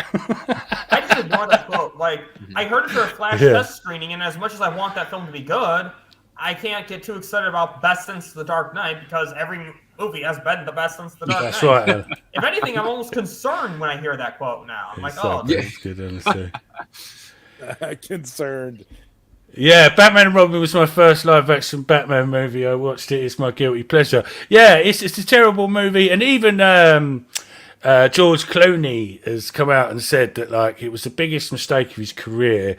I've read this story about it, and what he's got is George Clooney's got an office, and he's got the original Batman and Robin sort of promotional poster on his wall. Right, yeah, out of very little things, and he said it's to remind me to never do movies for money ever again. Well, we actually have Batman. Even George Clooney acknowledges that it was the worst, but it is so fucking fun. It's so shit. It's funny. Do you know what I mean? Yeah, Nicholas Hoult dodged the bullet. Oh yeah, he definitely did dodge a bullet there. Yeah. I lost all respect from when he says he was going to out Nolan's movies. Yeah, he didn't. He just copied them. That was ridiculous. And what a ridiculous statement to make as well. It's like, do you know what I mean? Like yeah, right. Don't be yourself. Don't be original. Always pitch everything like you're reinventing the wheel, and then tell Nolan you're going to out Nolan. Okay. No, it's like somebody at school. Let me copy your homework. DC? Yeah, that's right. Well, and I think like part of the problem, at least for me with the Batman, was that we'd had Batman finally enter into this greater world of gods and monsters, and we'd seen him play with the Justice League and everything, and it was so exciting because I've been waiting, as a Batman fan, I've been waiting my whole life to see him in a universe, Same. with all these other heroes. That's why the first with Batman versus Superman, like this is we've been waiting for this since I've been arguing with my friends, like not arguing, debating with my friends who are Marvel fans and DC fans about this Batman versus Superman thing and the Justice League since we were kids, since I was 6 or 7 years old, and we're finally getting it, and then it all fucking went fucking wrong, but it's all getting fixed now. It all went tits up. Yeah, it all went tits up. The Batman Defender's going about how it's great, all it does is this detective work, but he doesn't even solve the mystery, he can't even catch the Riddler, and he can't even speak Spanish. Yeah. I mean, what kind of Batman is that? I thought Batman like 147 languages and martial arts. He's supposed to martial arts. He's supposed to represent the current teenage generation, I guess. He's supposed to represent more. What? Less useless. Yeah, pretty much. Right. Plus, I got my security system in place. My door is locked, so Robert Pattinson can't even get to me, even if he tried.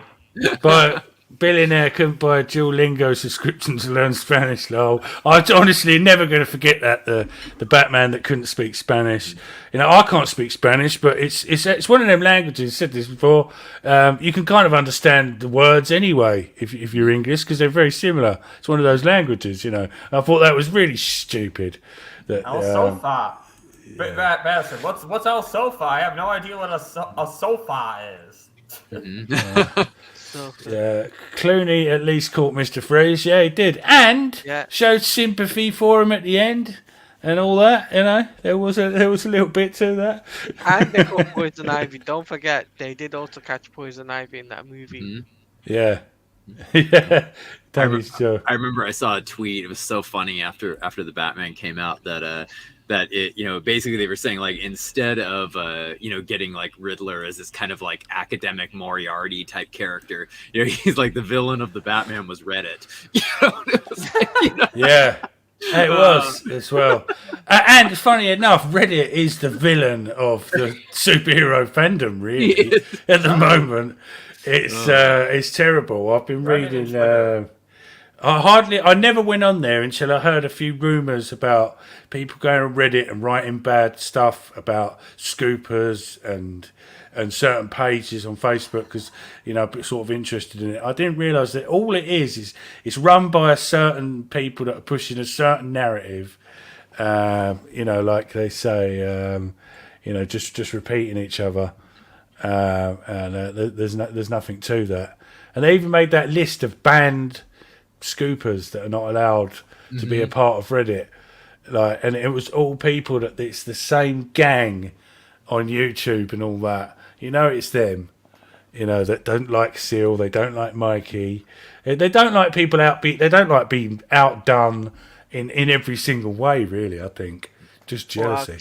Or outclassed. Yeah, outclassed, outdone, beaten in every single way. And that's why they keep pushing this, you know, bad narrative against these. They're obsessed with Sil and Mikey, though. That's a lot of these people. They're so obsessed with Sil, like they talk about Sil and Mikey in like all their videos and their streams. And the third Nolan Batman was supposed to be a Riddler narrative with Johnny Depp as the Riddler way back in 2012 with the same words, "No more lies." Oh, well, there you go. So there's more to that. That was a studio mandate, but Nolan fought back on that one and went with Bane. Ooh, yeah. Johnny Depp as Riddler would have been really interesting too. In Dark Knight. I remember that sort of thing floating about. I didn't realise the No More Lies thing. Yeah, that's interesting. Oh, that's another thing that Matt Reeves stole. Yeah, Pattinson got beaten by influence. He did. Yeah, and not very good influence it's either. The algorithm beat Batman. Yeah. Well, you know, one thing we have Batman and Robin to thank for? We actually have Batman and Robin to thank for both getting the Dark Knight trilogy and the Snyderverse, because Batman and Robin made DC fall so far downhill that they got not just DC. The superhero genre in general was killed by Batman and Robin. It wasn't until Blade came out that people started getting interested in superhero movies again. So we have Blade and you know, X-Men and things like that. Spider-Man, and then obviously the Dark Knight trilogy. This was the big revival of it. But yeah, Batman and Robin killed the thing, because, you know, people don't forget, you know, these things. They go and see these films and go, "Oh my God, that was terrible." They're not going to go and see another one, you know. And that's what's happened with you know, WB, the old Warner Brothers. They kept releasing shit movies. And, you know, people think, right, I'm not going to go and see the next one now. Yeah, I mean, everything after, like, Justice League just hasn't been good. I mean, I enjoyed Studio Squad, even though it wasn't as good. There are elements of it that I enjoyed. I enjoyed Aquaman, but really, nothing's been groundbreaking for me. Yeah. I had a lot of fun with Aquaman, you know. Yeah, I don't mind Aquaman. It's got its faults. Blade is still one of the most underrated comic book movies, along with the first Kick-Ass. Yeah, it is. Blade is responsible for bringing back the genre, really, because, you know, it was, people are like, "Oh wow, this film's amazing," and then they've said, "Well, this is a comic book story. Did you know that?" And people are like, "Oh wow," you know, and then X-Men and Spider-Man came along, and the rest is history. You know, it was one of those things. You know what I always say is an underrated comic book movie too was 2003's Hulk, the one with directed by Ang Lee. Yeah, a lot of people say that. It's from an artistic point of view. Yeah, it was ahead of its time. I'm not a major fan of that one, but I get why people say that, because it done that thing with the comic panels, and you know, they kind of made it more interesting, and things like that. But in fact, it's talking of Hulks. The first Hulk movie, you know, with Edward Norton, before they properly kicked off the MCU with Iron Man and all that.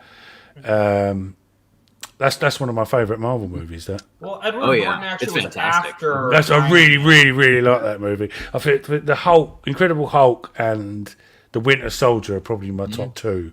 I'd say. Mm-hmm. Yeah, the Incredible Hulk has some of the MCU's best action scenes in it. Like, it's definitely, incredible.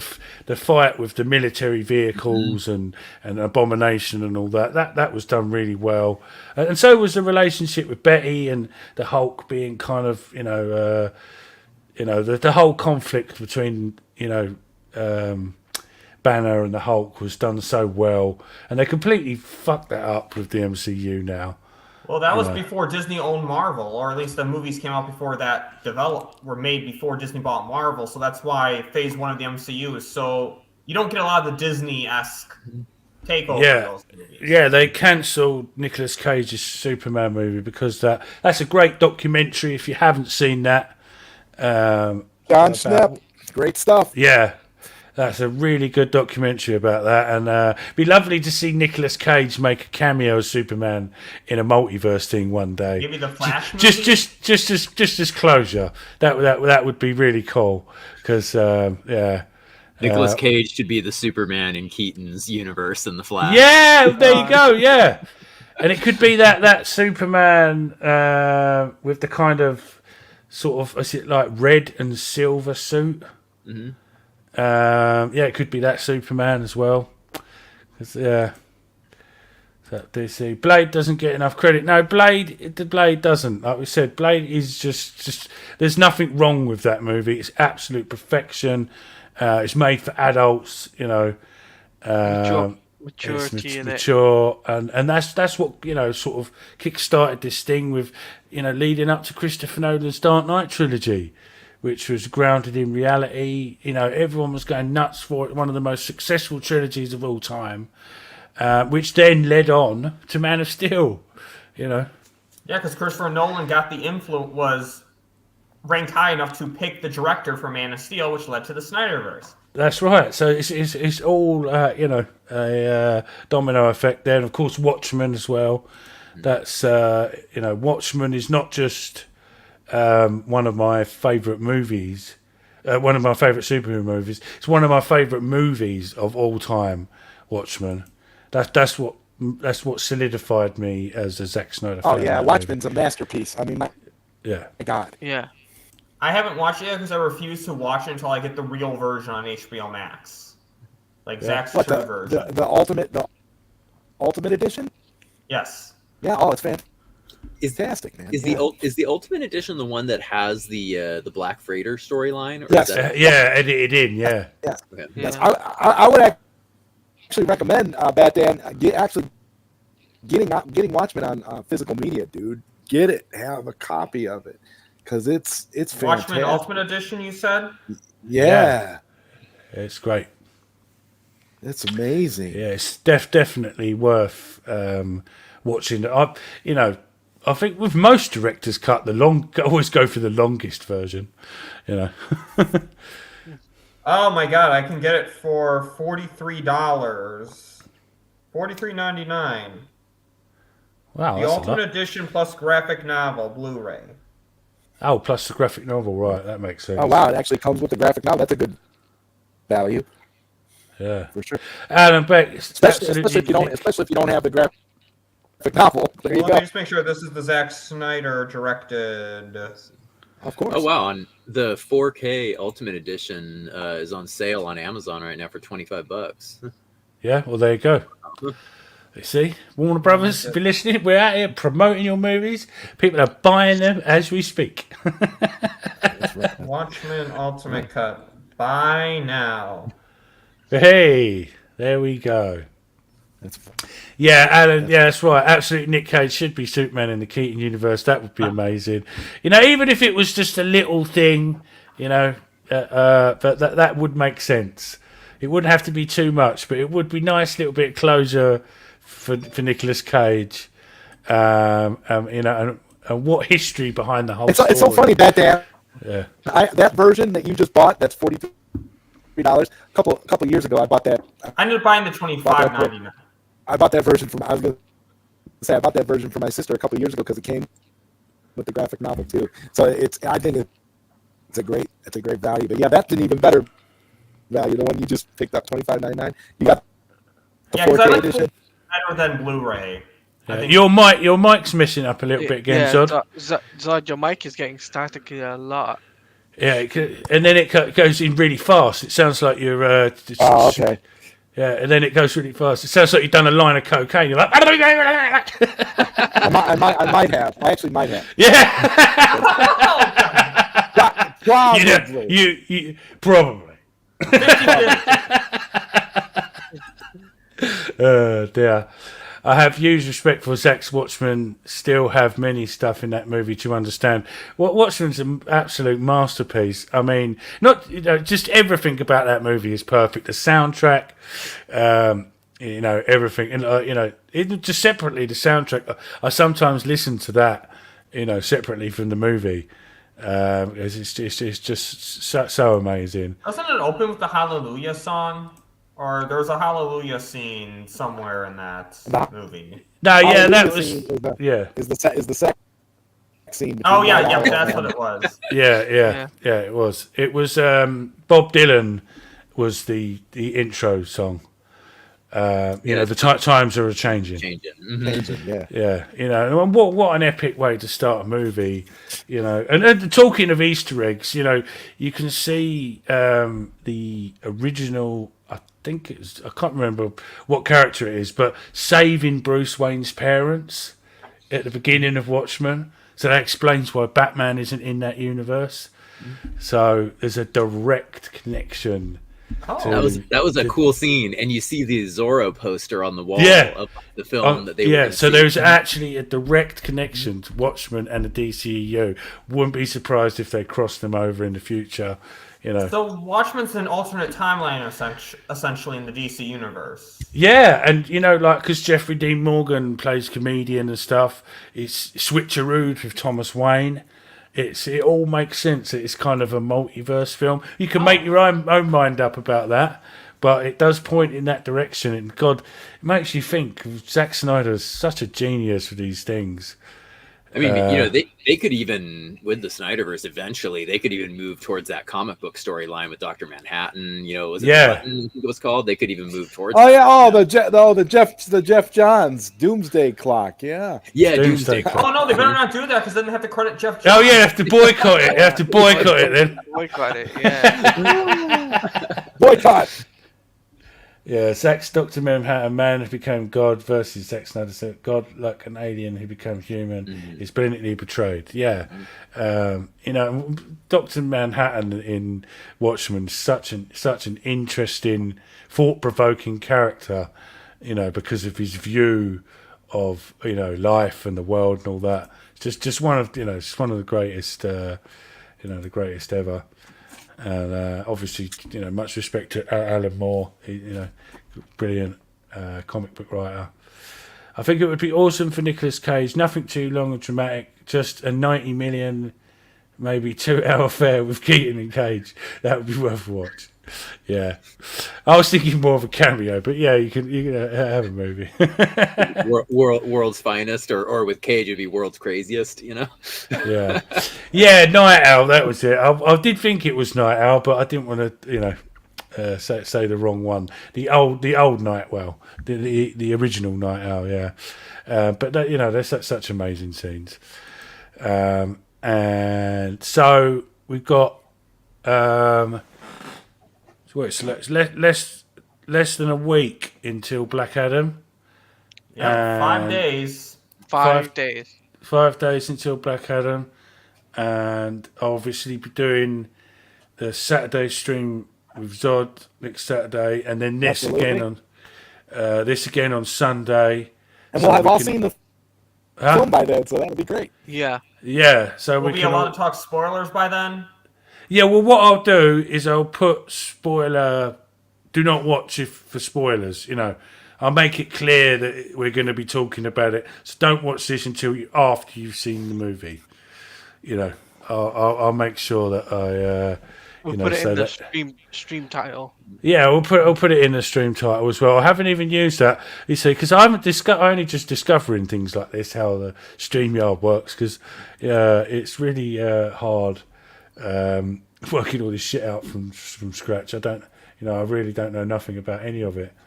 Hopefully, Keaton in Flash spins off into a third and final film that is essentially Batman Beyond with Michelle Pfeiffer. Yeah, I would love that. And Michelle Pfeiffer looks great for her age. She's in her 60s now.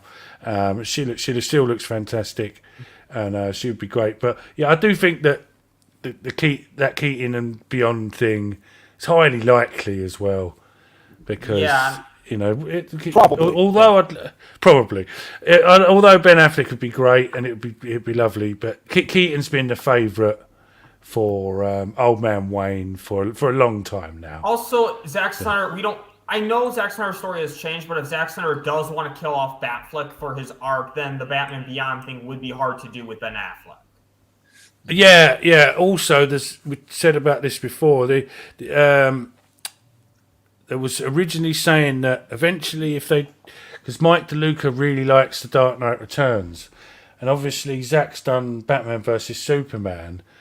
But if they killed off Batfleck, like originally planned when the Justice League story unfolds, which I think would be great, it'd be really emotional, impactful and all that. But if they did somehow skip that, or done some sort of spin-off timeline, I'd love to see Henry Cavill and Ben Affleck just do a live action Dark Knight Returns with the mutants and everything. I mean, that would be a fucking dream for me. Crud, I don't know. So Mikey was saying something about this, but I don't know if this is members' information or public information, because that all... I don't know. I haven't caught up yet.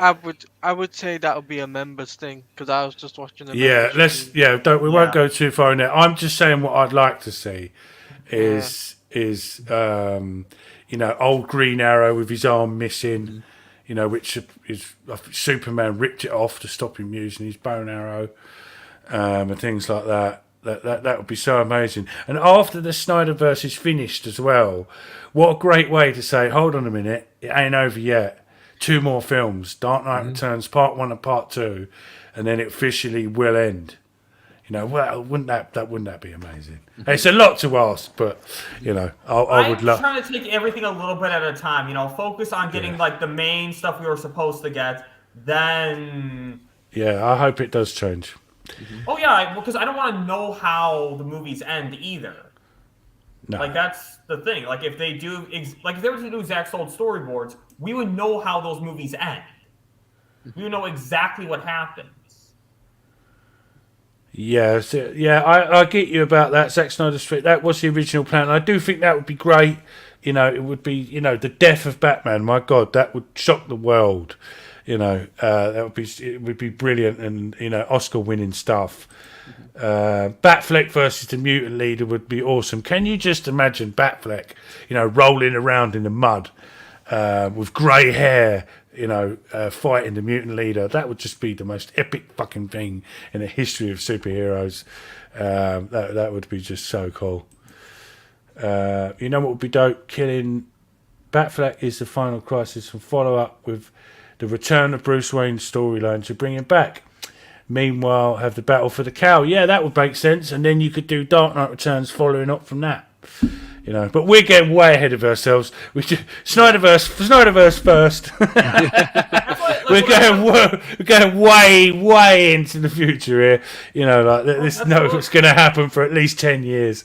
When you're part of Filmation, that's what you do, though. You're so far ahead. That's I'm trying to be careful about getting too excited for stuff like Justice League Dark, because I'm like, okay, let's get back to stuff some of this other stuff a little bit first. Then I can get more excited for. I need the Trinity actually back first. The Trinity actually back for me to get too excited before I get too excited about the other stuff. Yeah.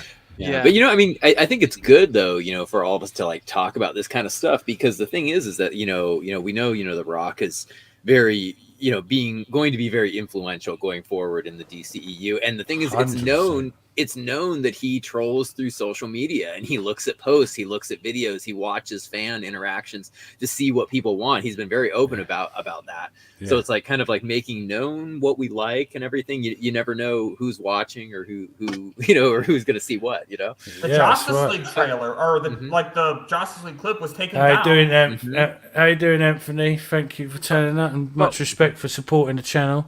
Well, what I was going to say is also, guys, is that Danny Garcia also liked Still Abdul's tweet. We got to remember that.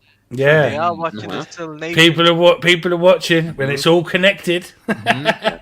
This is the operating table, and I'm the surgeon. Yeah, just chills. One of the greatest lines in that book. That is, still to this day, one of the greatest comic books ever made. Frank Miller's absolute genius. And the Spawn Batman crossover from Images, that's actually part of that Dark Knight Returns universe. If you look in the cover of Batman Spawn by the Images comic, it says it's a companion piece to the Dark Knight Returns. So. Right, I had that back in the day. Is that the one where Batman throws the Batarang in his head at the end? Yes, it's that one. Yeah. I really like that because I thought that was really amusing ending. Because Spawn's immortal, but Batman just thought, fuck it, threw the Batarang and it's straight in his head.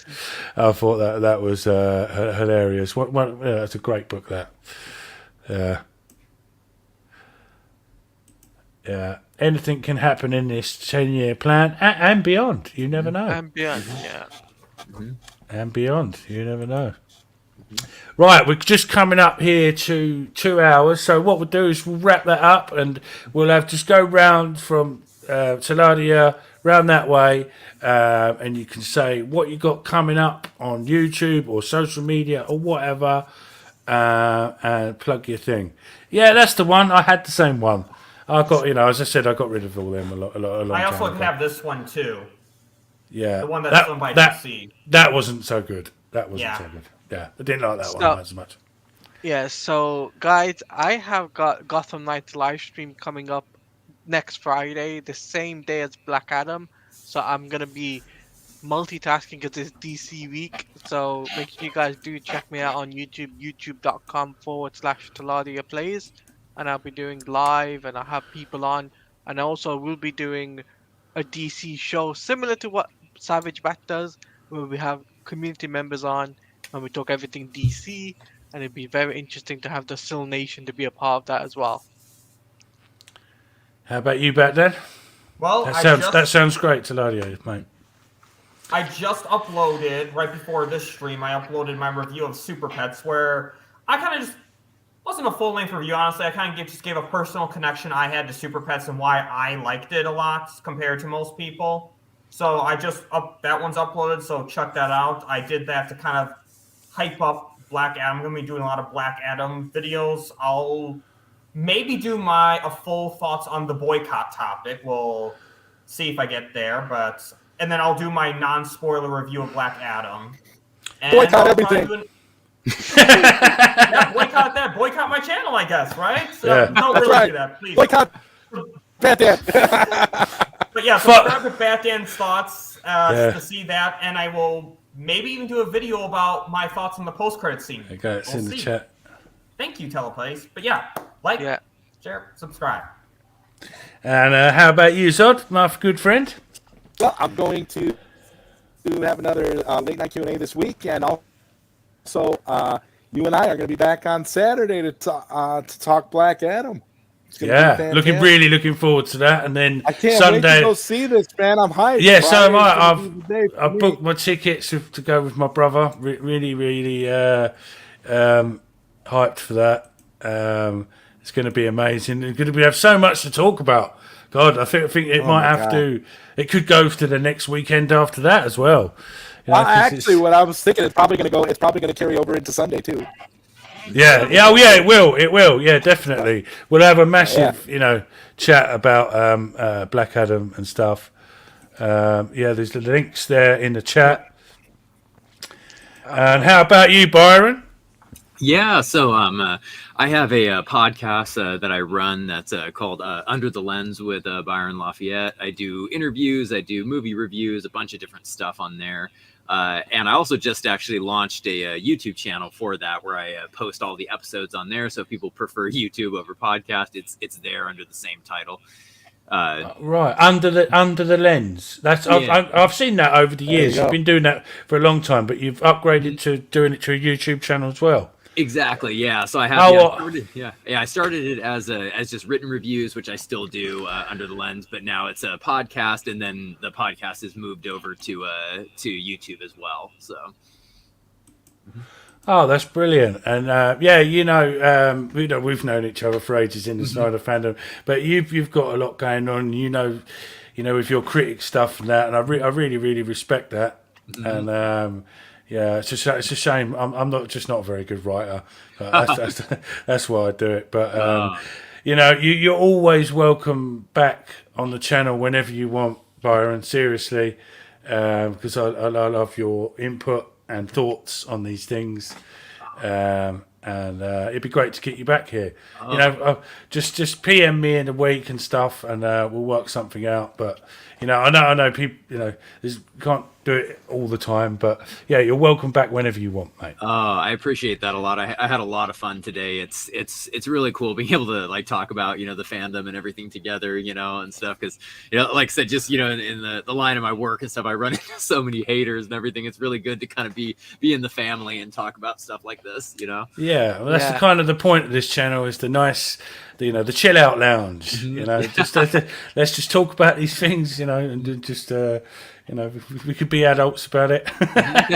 We may not all disagree. We may not all agree on everything, and stuff. But I don't think that matters. If we just bring the community together, let's bring the community together. Enjoy these movies, in a positive light, and try and fight for them in a positive way. And that's great. Right. So anyway, thank you for everyone on the panel and everyone in the chat. Massive shout out. Don't forget to like and subscribe to the channel, but don't forget to hit that like button. That's an important thing. And share the stream. Yeah. Oh, thanks for that, Teladio, mate. That's very much appreciated. And I'll see you on my Facebook in the week, on social media, a little bit on Twitter. I'll be around for stuff. But I'll see you next Saturday with me and Todd, and then Sunday for the crossover stream. And I think Mikey Sutton will be back for that. So he's only away today because he had a family engagement, family reunion. I hope he had a lovely time for that. But all back to normal next week. So much love to everyone. I'm the motherfucking Batman. Batman out. See y'all.